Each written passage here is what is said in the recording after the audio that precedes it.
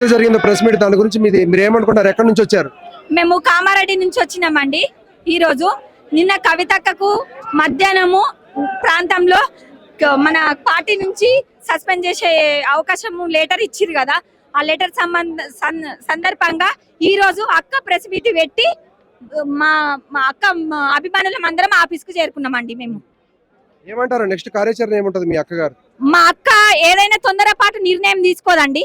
అందరిని లేట్ గా అందరిని కలుపుకొని మా కార్యకర్తలను కావచ్చు, జాగృతి వాళ్ళని కావచ్చు, బీసీలను కావచ్చు, ఆమెకు ఒక కుటుంబం లాగా ఉంటది, అక్కకు కుటుంబం లాగా ఉంటది. కాబట్టి అక్క మెల్లగా నిర్ణయం తీసుకుంటది, తొందరపాటు పడది. ఇప్పుడే అక్క ఏమంటారు? హరీష్ రావు మీద ఏదైతే సంతోష్ మీద ఇద్దరి మీద ఈ కామెంట్స్ చేశారు, కేటీఆర్ ని మాత్రం నన్ను పట్టించుకోవట్లేదని బాధపడ్డారు. దాని మీద మీరు ఏమంటారు? అంతే కదండి, ఇప్పుడు తోడబుట్టిన చెల్లె కదా, ఎంతైనా గానీ పాటనే ఉంటది. అన్న చెల్లెల అనుబంధం అని ఇలా రక్త సంబంధంకే పాపిర్రంటే మిగతా వాళ్ళ కార్యకర్తల బాధ ఎంత ఉంటదండి.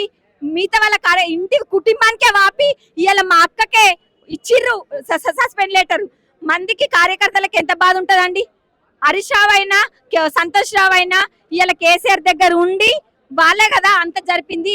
కేసీఆర్ మనకి హరీష్ రావు నియోజకవర్గం సిద్దిపేట ఎట్లా చేసుకున్నాండి, ఇలా అద్దం చేసుకున్నట్టు చేసుకున్నాడు. మిగతా జిల్లాలలో వేసుకుంటే ఇలా మన మాజీ సీఎమే ఇలా సీఎం గా ఉంటుండే కేసీఆర్ గారు. రేవంత్ రెడ్డి ఎందుకు వస్తుండే అండి? రాకపోతుండే.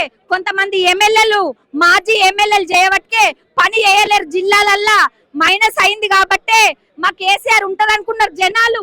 చిన్న క్యాడరు విలేజ్లల్లా మెల్లగా చెప్తున్నా, విలేజ్లలో ఏమనుకున్నారంటే మా ఎమ్మెల్యే మీద కోపంతో వేసినాము, కానీ కేసీఆర్ బాబు సీఎం ఉంటాడని అనుకున్నారు.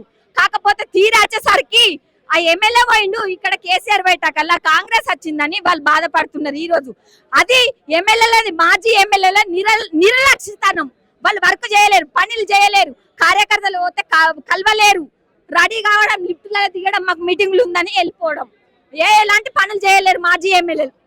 ఇప్పటికైనా సీఎం కేసీఆర్ గారు ఇప్పటికైనా తెలుసుకొని నువ్వు ఇలా కవితక్కకు నా బిడ్డగా లెటర్ ఇచ్చిన అని చెప్పేసి నీ మనసు పూర్తి ఒప్పుకుంటే మా తెలంగాణ బిడ్డలకు అందరికి ఒప్పుకున్నట్టే అవుతుంది.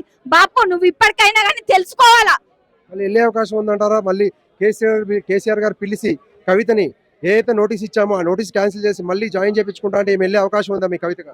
లేదండి, కేసీఆర్ ఎంత మండి ఉండి తెలంగాణ ఉద్యమం చేసి తెచ్చిండో మా కవితక్క అంతకంటే ఎక్కువ మొండండి. మా కవితక్క అంతకన్నా మొండి. పిలుచుకొని మళ్ళీ కేసీఆర్ పిలుచుకొని మాట్లాడి పార్టీలో జాయిన్ కమ్మన్నా 100% కాదండి. ఇది కాని పని, అది కాని పని. కొత్త పార్టీ పెడతారా? కొత్త పార్టీ పెడతదా? ఈ జాగృతి పార్టీ నడిపిస్తుందా? మేము అక్క ఒక వారం రోజుల 4 రోజులు టైం తీసుకొని మళ్ళీ మేము మీడియా ముందే మాట్లాడుతుంది. ఇప్పుడేం ఆగపడేదేం లేదు. జై తెలంగాణ, జై జాగృతి. Okay, thank you.